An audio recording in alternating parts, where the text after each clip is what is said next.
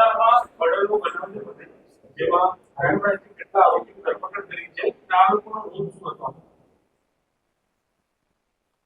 ગઈકાલ રાત્રિના 9:30 વાગ્યાના અરસામાં સરખેજ પોલીસ સ્ટેશનમાં જે બનાવ બન્યો છે, ઠાકોર કોમના બે જૂથો વચ્ચે જે પ્રકારની અથડામણ થઈ હતી એમાં એક વ્યક્તિનું ઈજાના કારણે મૃત્યુ થયું છે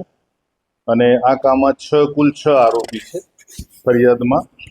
આ 6 આરોપી પૈકીના 2 આરોપી ક્રાઇમ બ્રાન્ચ દ્વારા એમની કાલે રાત્રે શોધીને પકડવામાં આવેલા છે અને બંને આરોપીના જે નામ જે છે, એકનું નામ છે ભરત ગુરાભાઈ ઠાકોર અને બીજા આરોપીનું નામ છે હર્ષિલ વાઘજીભાઈ ઠાકોર. આ ગુનાનો જે બનાવ બન્યો છે, બનાવની પાછળનો જે મુખ્ય હેતુ હતો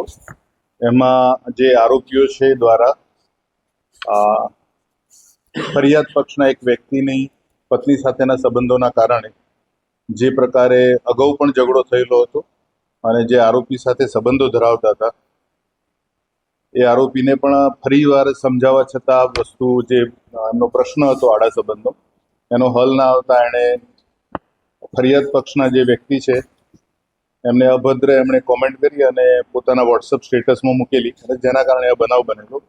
અને હાલ ક્રાઇમ બ્રાન્ચ દ્વારા આ બંને આરોપીની ધરપકડ કરવામાં આવી છે અને આગળની તપાસ માટે સરખેજ પોલીસને સોંપવામાં આવશે.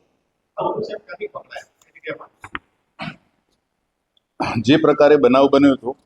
એ બાદ જે રીતે આરોપી ભાગ્યા એ પૈકીના હાલ આજે બંને આરોપી છે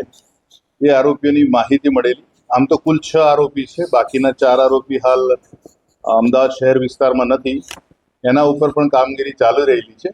અને આજે બંને આરોપી છે અમારા ટેકનિકલ સર્વેલન્સના આધારે અને કેટલીક જે મોબાઈલ ફોનના લોકેશન્સ વગેરે જે પણ અત્યારે સુવિધા ઉપલબ્ધ છે એ આધારે આ બંનેને પકડવામાં આવ્યા છે. ભરત જે ઠાકોર જે પકડાયેલો છે અત્યારે સરખેજ પોલીસ સ્ટેશનમાં એના વિરુદ્ધ અગાઉ 3 જુગારના ગુના નોંધાયેલા છે અને હર્ષિલ વાઘજી વિરુદ્ધ અગાઉ મારામારીના એટલે 324-325ના અને ગયા વર્ષે એના વિરુદ્ધ ડ્રિંક એન્ડ ડ્રાઈવનો એક ગુનો નોંધાયેલો છે. એટલે બંને આરોપી હાલ જે છે એ ગુનાહિત માનસિકતા ધરાવે છે.